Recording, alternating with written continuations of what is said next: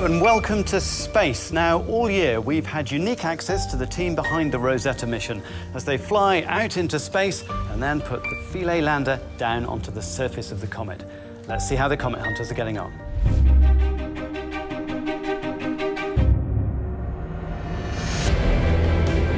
Good morning.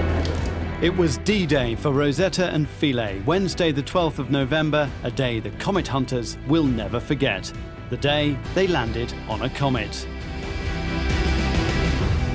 I was relaxed yesterday, and now it's that exponential increase into stress and excitement is there. And yeah, I'm on the up now. Show us your tattoo. Oh, okay. Well, I have shorts on for the very reason there.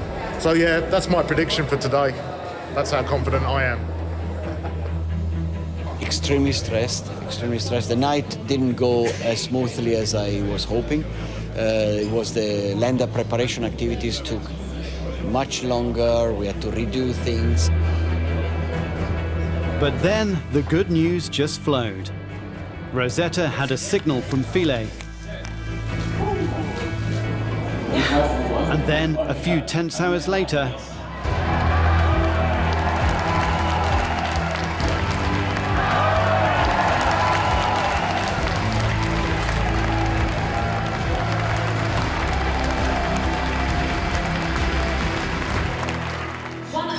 Cheers, Jocelyn. Well done. Good job. It's been brilliant.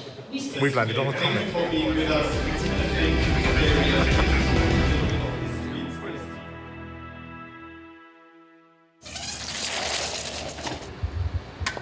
it's the day after, and the live TV crews are packing up.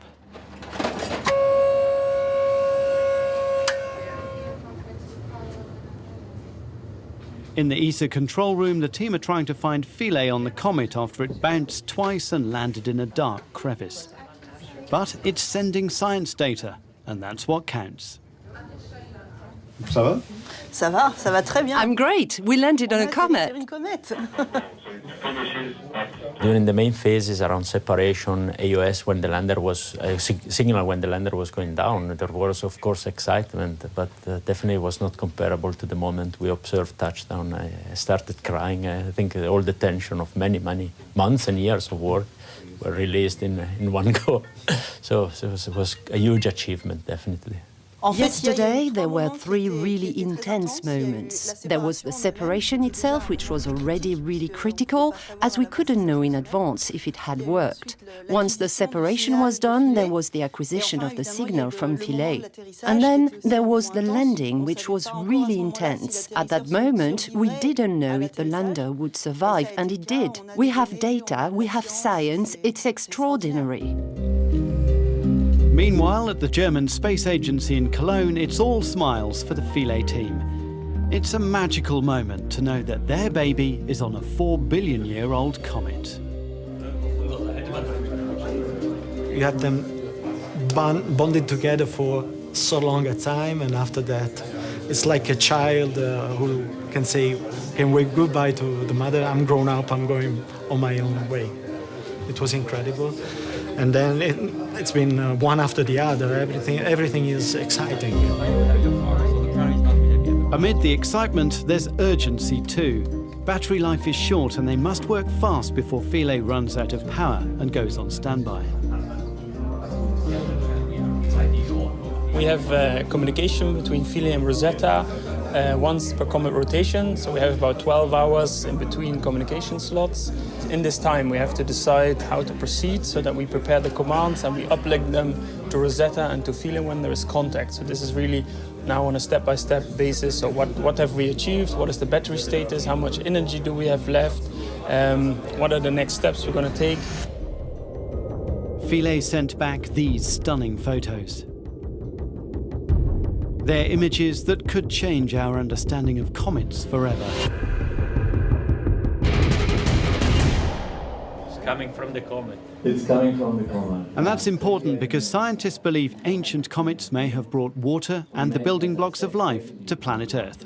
This is a quantum step in what is it we are living in here in this environment. And so there's a lot to learn. We want to learn about the material strength, so how a comet is built. and understand from there how it was formed long time ago in the early days of our solar system. Now, information gathered by Rosetta and Philae is being processed and analysed, and groundbreaking results are being promised. Science isn't instantaneous. You have to make sure your decimal point is in the right place, for instance. And so soon, in the next few weeks, we should get some of these results out from our first impressions of the comet, and some of the targeting some of the big questions that we posed and why we're there in the first place. From a weird rubber duck to a place Philae calls home, this is now our comet. Soon it will change as it heats up and begins ejecting massive amounts of gas and dust. The comet is approaching the sun, so we perfectly know that we'll activate more, and at a certain stage we will not be able to orbit properly the comet anymore. We don't know when this time is. Maybe it's January, February, March next year. We don't know yet. Rosetta will keep on scrutinising the comet until 2016, while Philae's fate is uncertain.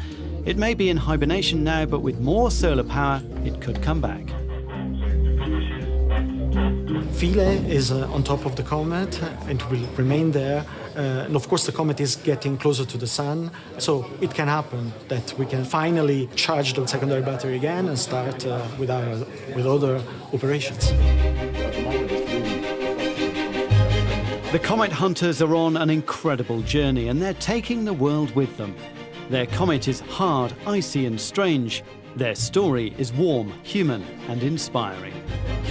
Rosetta has something that I feel that no other mission has. I can't really describe it. I work on it. I live the mission a little bit too much from my family's point of view. But there's something about the comet, there's something about this alien landscape that's going to evolve in time, and the fact that we are so far away. We're over 500 million kilometres away. It takes like half an hour to get there. This feeling that there's a man-made object next to this alien landscape, it's just, yeah, it blows your mind. And I think that's the thing. It's there, and wow, it's a wow factor. With Philae and Rosetta grabbing all the headlines, it's easy to forget that there are plenty of other space missions out there. So let's have a look at some more news from the universe this month. A British group called Lunar Mission 1 wants to crowdfund a flight to the moon. Contributors will be able to send digital time capsules with the probe when it launches in 2024. The International Space Station now has its first 3D printer. Researchers believe additive manufacturing could be used to create new kinds of space hardware in microgravity. And this new animation from NASA shows how carbon dioxide is emitted and then transferred around the globe by air currents. The satellite data gives a global view of the carbon cycle. Well, that's it for now. Next month, we get right back down to Earth with the tricky business of the politics of space. See you then.